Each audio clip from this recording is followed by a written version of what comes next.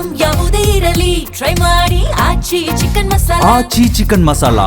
ರಾಜಕೀಯದಲ್ಲಿ ಭಿನ್ನಾಭಿಪ್ರಾಯಗಳು, ಸೈದ್ಧಾಂತಿಕ ಸಂಘರ್ಷಗಳು ಸಹಜ.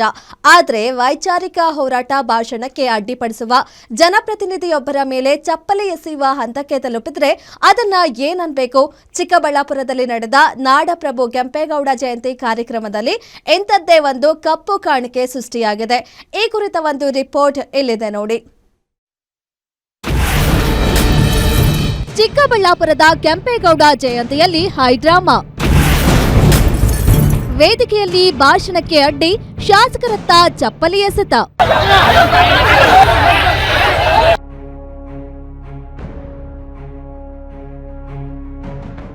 ಚಿಕ್ಕಬಳ್ಳಾಪುರ ನಗರದ ಬಿಬಿ ರಸ್ತೆಯಲ್ಲಿರುವ ಕನ್ನಡ ಭವನ ಇಂದು ಅಕ್ಷರಶಃ ರಾಜಕೀಯ ರಣರಂಗವಾಗಿ ಮಾರ್ಪಟ್ಟಿತ್ತು. ರಾಷ್ಟ್ರೀಯ ಹಬ್ಬಗಳ ಆಚರಣೆ ಸಮಿತಿ ಹಮ್ಮಿಕೊಂಡಿದ್ದ ನಾಡಪ್ರಭು ಕೆಂಪೇಗೌಡ ಜಯಂತಿ ಎಂಬ ಪವಿತ್ರ ಸರ್ಕಾರಿ ವೇದಿಕೆ ಜೆಡಿಎಸ್ ಕಾರ್ಯಕರ್ತರ ಅನುಚಿತ ವರ್ತನೆಗೆ ಸಾಕ್ಷಿಯಾಗಿದೆ.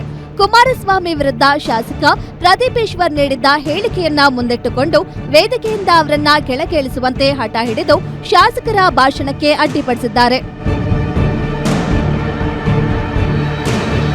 ಸಭಾಂಗಣದ ಒಳಗಿಂದ ಕಿಚ್ಚು ಹೊರಬರ್ತಿದ್ದಂತೆ ಮತ್ತಷ್ಟು ಭೀಕರ ಸ್ವರೂಪ ಪಡೆದುಕೊಂಡಿತು. ಎಚ್ಡಿಕೆ ಬೆಂಬಲಿಗರು ಪ್ರದೀಪೇಶ್ವರ್ ಕಾರಿಗೆ ಮುತ್ತಿಗೆ ಹಾಕಿ ಹಿಂಸಾಚಾರಕ್ಕೆ ಇಳಿದ್ರು. ಇದಕ್ಕೆ ಪ್ರತಿಯಾಗಿ ಎದೆಗುಂದದ ಶಾಸಕ ಪ್ರದೀಪೇಶ್ವರ್ ಕಾರಿನ ಸನ್ರೂಫ್ ಮೂಲಕ ಮೇಲೆ ನಿಂತು ಮೀಸೆ ತಿರುವಿ ತೋಳು ತೊಡೆ ತಟ್ಟಿ ಎಚ್ಡಿಕೆ ವಿರುದ್ಧ ಸವಾಲು ಹಾಕಿದ್ದಾರೆ. ಆದ್ರೆ ಇದೇ ವೇಳೆ ಪ್ರಜಾಪ್ರಭುತ್ವವೇ ತಲೆ ತಗ್ಗಿಸುವಂತಹ ಘಟನೆ ನಡೆದು ಹೋಗಿದೆ.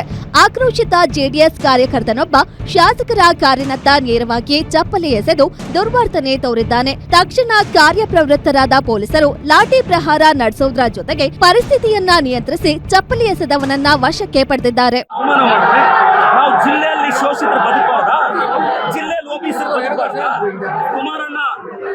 ನೀನು ಡಿಕೆ ಅವ್ರನ್ನೂ ಸಹಿಸಲ್ಲ, ಚೆಲ್ವಣ್ಣನ್ನು ಸಹಿಸಲ್ಲ, ಓಬಿಸಿನೂ ಸಹಿಸಲ್ಲ.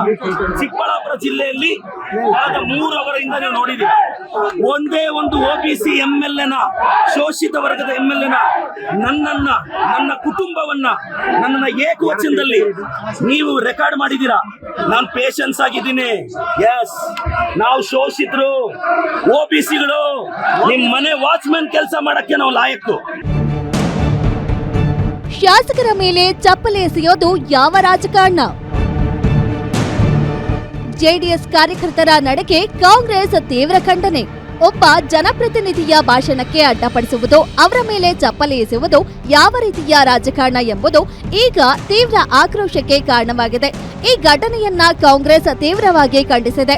ರಾಜಕೀಯದಲ್ಲಿ ಭಿನ್ನಾಭಿಪ್ರಾಯಗಳು ಸಹಜ, ಆದ್ರೆ ವಾದದಿಂದ ಎದುರಿಸಲಾಗದವರು, ಪ್ರಜಾಪ್ರಭುತ್ವದ ಭಾಷೆಯಲ್ಲಿ ಉತ್ತರಿಸಲು ಸಾಧ್ಯವಾಗದವರು ಮಾತ್ರ ಇಂತಹ ಹೇಯ ಮತ್ತು ಹೇಡಿತನದ ಕೃತ್ಯಗಳಿಗೆ ಇಳಿತಾರೆ ಎಂದು ಕೆಪಿಸಿಸಿ ಅಧ್ಯಕ್ಷ ಬಿಕೆ ಹರಿಪ್ರಸಾದ್ ಟ್ವೀಟ್ ಮಾಡಿ ಹರಿಹಾಯ್ದಿದ್ದಾರೆ.